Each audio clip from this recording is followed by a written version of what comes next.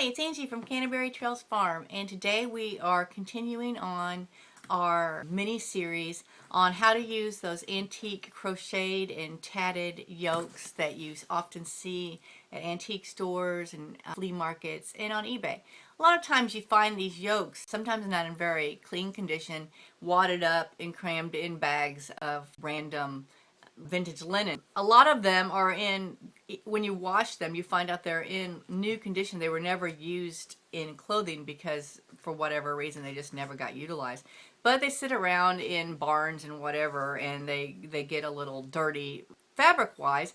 And I said in the last video, what I just do is throw them into a big bowl of like really hot water, tap water, and I drop like a dishwash tablet in there, and just that usually does the trick. Then I rinse it real well and then let them air dry. The thing that I did mention, when I get ready to go use them in clothing, I want to make sure that I wash them again by hand, but then I'll throw them in the dryer. That way they pre-shrink.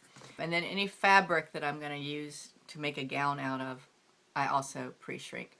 That way you're not getting uneven pre-shrinkage because the crochet thread will shrink differently than your cotton fabric will shrink. And they'll both be pre-shrunk, and you can pretty much count on no additional shrinking at that point. So I have this really pretty, in the last video we did like a yoke that was just meant to be inset into fabric. It was just a decorative front yoke.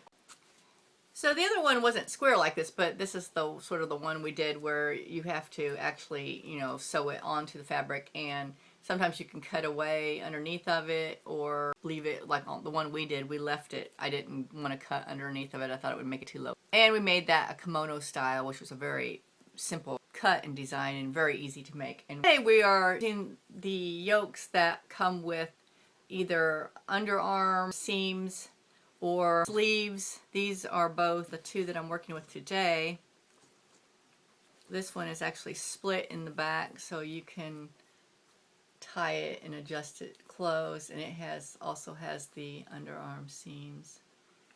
And this has places to put ribbon through the arms and the neck, which will be pretty. And this one is very decorative, and this is actually really a lot more decorative than some of the ones I see. And has the ribbon through the top already.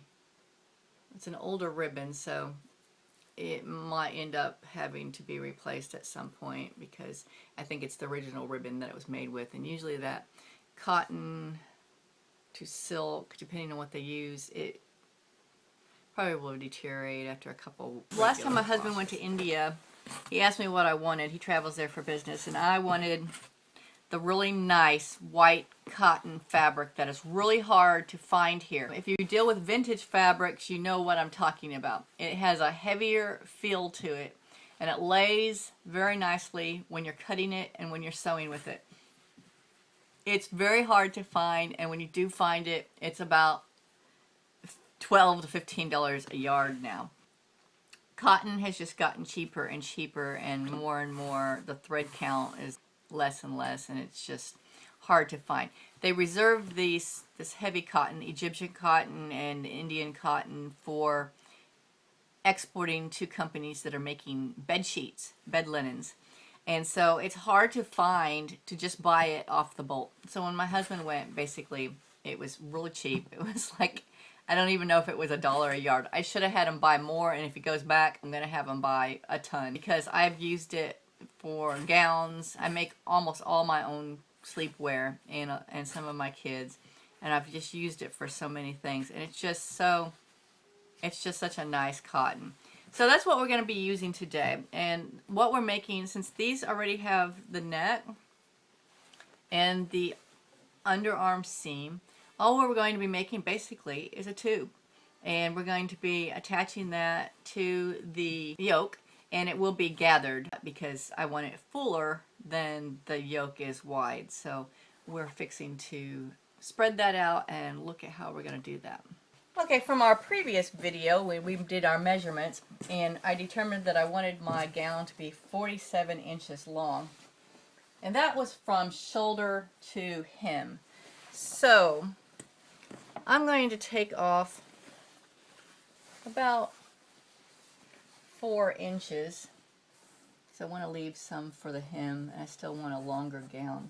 My fabric is about 45, 46 inches wide. So what I'm going to do is I'm going to cut two. I'm going to leave it the full width, and that should be fine. When I gather it, it should give me the fullness that I want for my gown.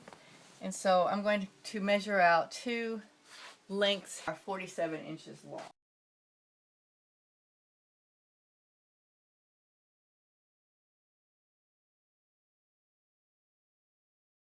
I'm making two out of the white, so I've cut two 40, this one was like 45, this one I did a little bit shorter, 42 inch long.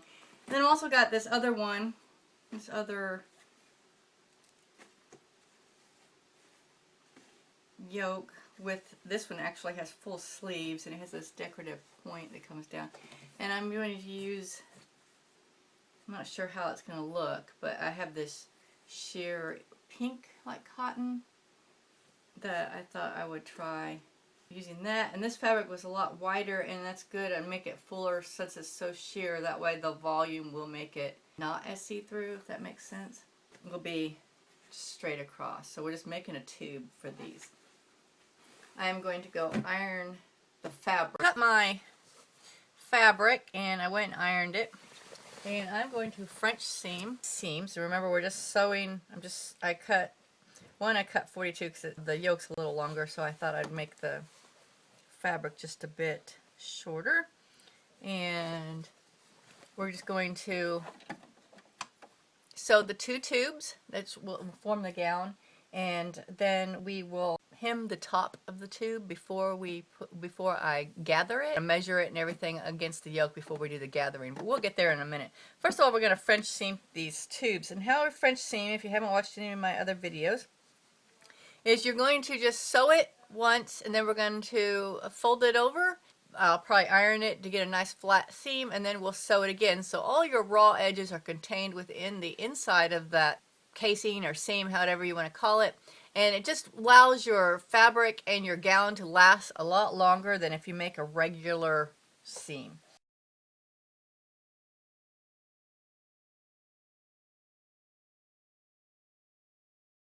Okay, I'm going to turn this seam over.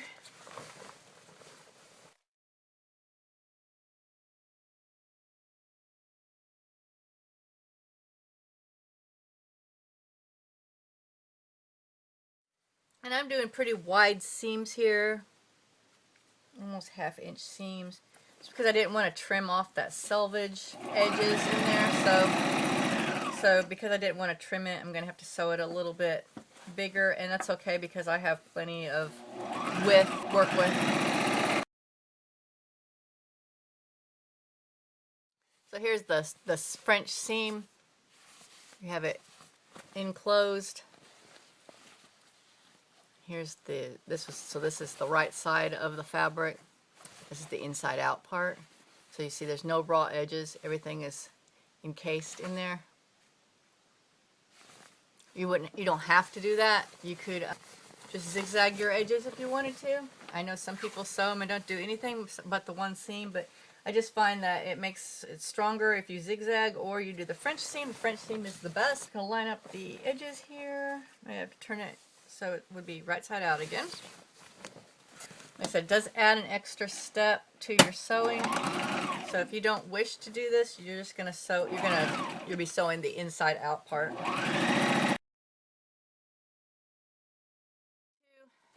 French seams. Gonna make sure. I'm just looking here and make sure I got all my seams. Sometimes you get a little bit of the fabric fibers that are visible, and you need to trim them up. But it's looking good. Okay. Now at the top, where I know I'm going to want to my gathering, I'm going to fold it over and then fold it over again. I'm just going to do a loose zigzag, hold it all under while I do my gathering here.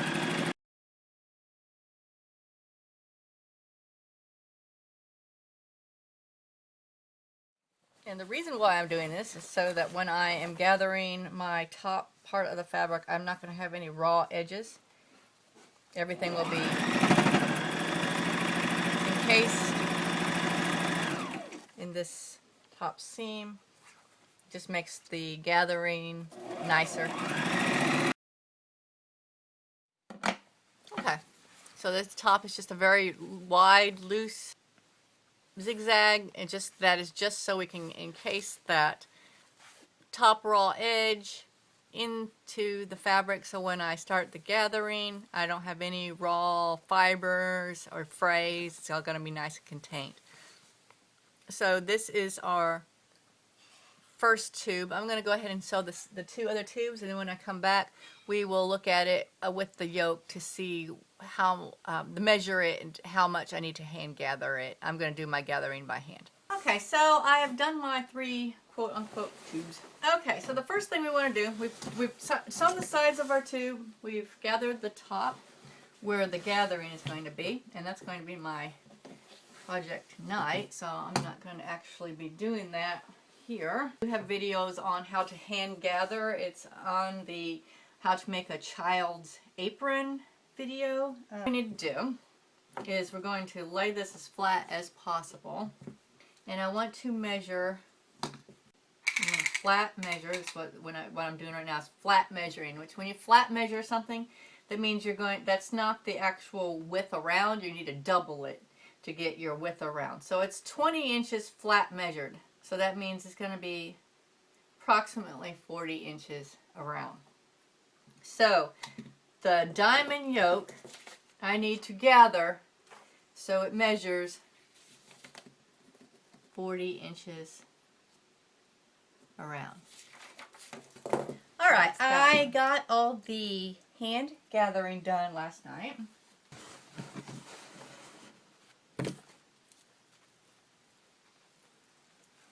Okay, I'm going to lay it out right side, like you're looking at the right side of it to start with, because that's just how it's sort of going to have to be here, so because I'm going to sew from the top. And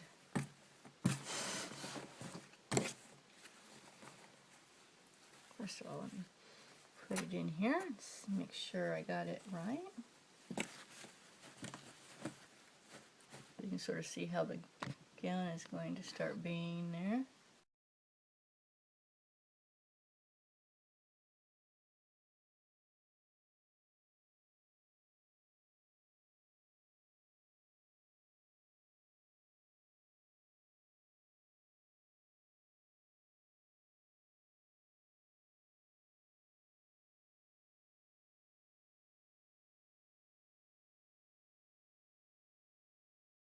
Okay, on the inside of the gown, I've decided that I'm going to run just a strip of bias tape to cover all the gathers. I'm going to sort of operate on the inside out through the hole here so I can see what I'm doing.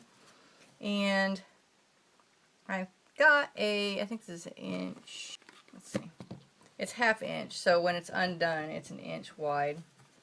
I spread it out. First of all, I'm going to fold that end under so I don't have any raw edges. Go around and cover all those internal gathers, so it won't irritate me, and 2, it just will look nicer. So that's all I'm doing, is just going around with this bias tape. You could turn it inside out if you want to, but I think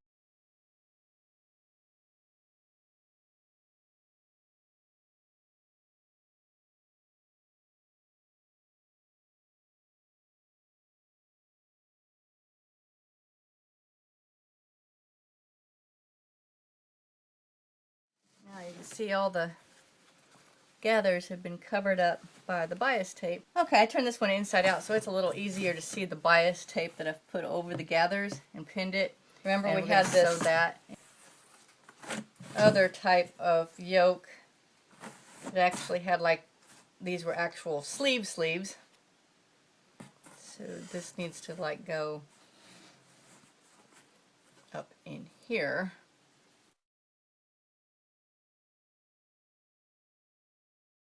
So if you have one like this that's difficult, you may have to work with it a bit. Because I'm going to have to sew all the way around here.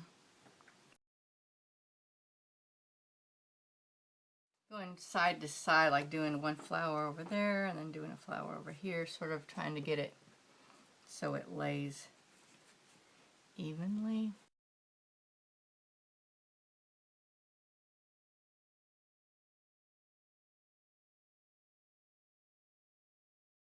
Pinned on.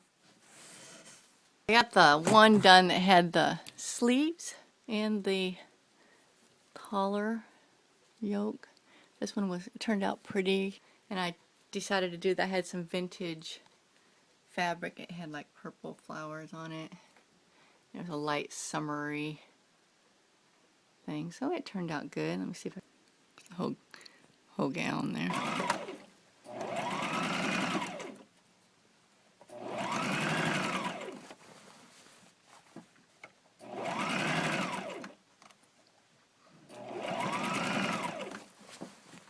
It may be okay on the top part of the bias tape, but I know we're going to run into lots of pins on the...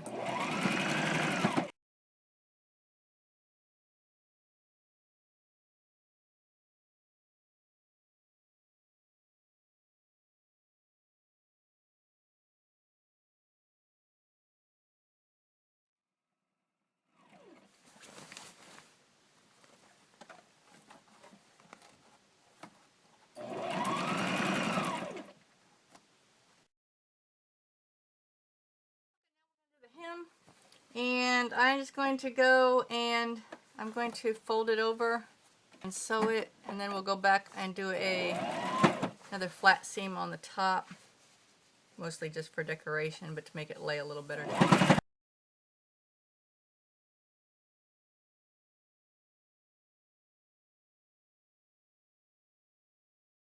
And I'm going to turn it over on the right side of it. And I got a lot of loose strings here. And I'm just going to do another row of stitches right next to this one. So just sort of like mostly for decorative. Just think it finishes it off better. Double